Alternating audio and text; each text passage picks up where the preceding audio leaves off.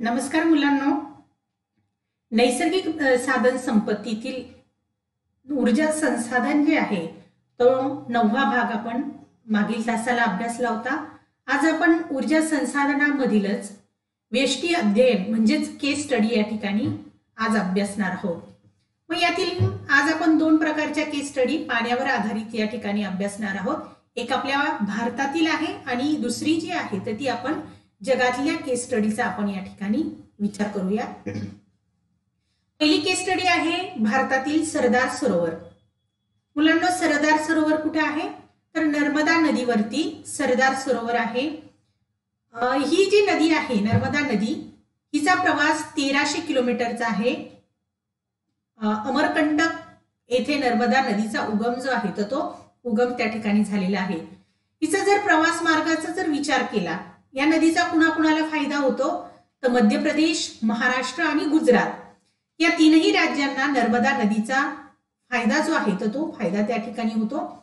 ही नदी पश्चिम वाहिनी नदी आहे आणि या नदीमुळे जे आहे तर गुजरात राज्यामध्ये सरदार सरोवर बांधण्याचा जो काही संकल्पना जी आहे तर ती संकल्पना सरदार वल्लभभाई पटेल यांनी 1946 साली सुचवली आणि या पाण्याचा वापर करून आपण वेगवेगळ्या गोष्टी जे आहे राज्यासाठी साकारू शकतो, ही त्या मागची त्यांची विचारसरणी होती। मग काही उद्देशाने हा प्रकल्प घेण्याचं ठरवलं होतं तर नर्मदा नदीवरील सरदार सरोवर हा जो प्रकल्प आहे तो प्रकल्प बांधण्यासाठी पेय पाणी जे आहे म्हणजे पिण्यायोग्य पाणी राज्याला, गुजरात राज्याला पुरवठा व्हावा यासाठी जवळजवळ 4 कोटी लोकांना या पाण्याचा फायदा जो आहे तर तो फायदा होणार होता पिण्यासाठी। त्याचप्रमाणे कृषी उत्पादनासाठी सुद्धा या पाण्याचा वापर त्या ठिकाणी करणार होते, त्यामुळे साहजिकच कृषी उत्पन्न वाढवणं हा त्यांचा उद्देश होता। या दोन कारणांबरोबरच वीज निर्मिती सुद्धा करावी हा उद्देश, हे 3 उद्देश ठेवून सरदार वल्लभभाई पटेल यांनी सरदार सरोवराची संकल्पना जी आहे तर ती संकल्पना या ठिकाणी मांडली। परंतु हा प्रकल्प बांधताना मुलांनो या प्रकल्पास काही विरोध करण्यात आला होता।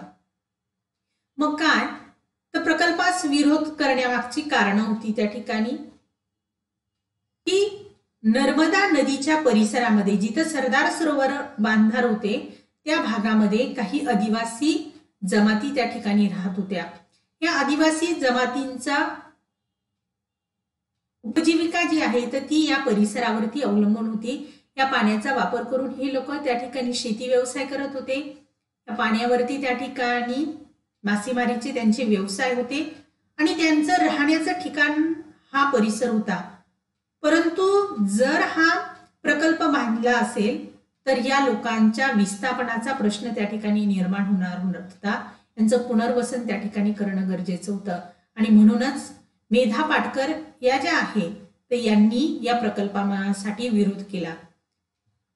मग हा आदिवासी लोकांचं विस्थापन आणि पुनर्वसन करणं हे जर योग्य पद्धतीने होत असेल तर त्या ठिकाणी हा प्रकल्प बांधण्यासाठी त्या ठिकाणी विरोध झाला नसता, परंतु योग्य पद्धतीचं विस्थापन आणि पुनर्वसनाचा मुद्दा मांडल्यामुळे जागतिक बँकेने या प्रकल्पासाठी पैसे देण्यासाठी मंजुरी जी आहे तर ती दिली नाही आणि म्हणून हा जो प्रकल्प होता तो प्रकल्प त्या ठिकाणी काही कालावधीसाठी थांबला गेला।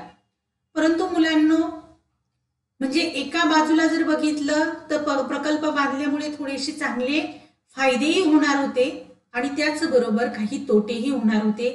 आदिवासींचं विस्थापनही होणं गरजेचं होतं, पुनर्वसन त्यांचं करणं गरजेचं होतं। या दोन गोष्टींबरोबर आपण पर्यावरणाच्या दृष्टिकोनातून बघितलं तर पर्यावरणाचं नुकसान त्या ठिकाणी होणार होतं। पर्यावरणाचं काय नुकसान तर जंगलं असेल तर त्या जंगलांची तोड मोठ्या प्रमाणावरती होणार होती। जे पाणी साचलं जाणार होतं त्या पाणी साचल्यामुळे जर पूर वगैरे आला तर त्याही ठिकाणी गंभीर परिस्थिती त्या ठिकाणी निर्माण झाली असती। या पर्यावरणीय दृष्टिकोनातून याचा अभ्यास करणं ही गरजेचं आहे। वृक्ष तोडली असती तर तिथले तोडल्यामुळे त्या भागामध्ये असणारे प्राणी आणि वनस्पती जे आहे तर त्यांचं जे काही स्थान आहे तर ते त्या ठिकाणी बदलणार होतं। हे जे सरदार सरोवराच्या बाबतीमध्ये जे काही घडून आलं, तरीही एवढे विविध कारण असूनही हा जो प्रकल्प जो आहे तर तो प्रकल्प त्या ठिकाणी पूर्ण झाला. परंतु पर्यावरणाच्या दृष्टिकोनातून जर बघितलं तर या प्रकल्पामुळे थोड्याफार प्रमाणामध्ये नुकसान जे आहे तर ते नुकसान त्या ठिकाणी झालं. हा आपण आपल्या भारतातील एक केस स्टडी त्या ठिकाणी अभ्यासली. दुसरी केस स्टडी जी आहे तर ती इस्रायल पाण्याचा वापर जो आहे तर तो वापराच्या संदर्भात आपण बघणार आहोत. इस्रायल जर म्हटलं तर मुलांना, इस्रायल हा प्रदेश पूर्णतः वाळवंटी भूभागाचा इथं खूप मोठा पट्टा आहे. वाळवंटी पट्टा आहे, साहजिकच इथं पाण्याची कमतरता आहे, अत्यंत कमी पाऊस आहे, पाण्याचं दुर्भिक्षण आहे वाळवंट असल्यामुळे. अशा प्रतिकूल परिस्थितीत सुद्धा या प्रदेशातल्या लोकांनी पाण्याचा योग्य पद्धतीनं नियोजन वापर करून कृषीच्या बाबतीमध्ये आज जगामध्ये प्रगती केलेली दिसून येते. मग ती कशी प्रगती केली तर इथल्या पाण्याचा, कमीत कमी पाण्याचा चांगल्या पद्धतीने नियोजन करून वापर या लोकांनी केला. 1000 लिटर पाण्यापासून यांना 70 रुपये मिळत होते. परंतु यांनी नवीन तंत्रज्ञानाचा वापर केला आणि नवीन तंत्रज्ञानाचा वापर केल्यामुळे हे उत्पादन 70% चौपट त्या ठिकाणी झालं. मग हे चौपट होण्यासाठी त्यांनी नवीन तंत्रज्ञान तर वापरलंच. ठिबक सिंचन, तुषार सिंचन सारख्या पद्धती ज्या आहे तर त्या तंत्राचा वापर यांनी मोठ्या प्रमाणावरती केला. याच बरोबर इथं 2 महत्वाची ठिकाणं आहे. यामध्ये समुद्र किनाऱ्याच्या भागामध्ये काही झरे आहेत आणि दुसरं म्हणजे पर्वतीय भागामधील झरे. अशा 2 प्रकारच्या झऱ्यांचा वापर करून इस्रायलने पाण्याची गरज जी आहे ती आपली पूर्ण केली आणि आज जगामध्ये अत्यंत प्रगत स्वरूपाची जी शेती आहे तर तो इस्रायल देश त्या ठिकाणी करताना दिसून येतोय. पहिला आहे किन्नेरेट तलाव.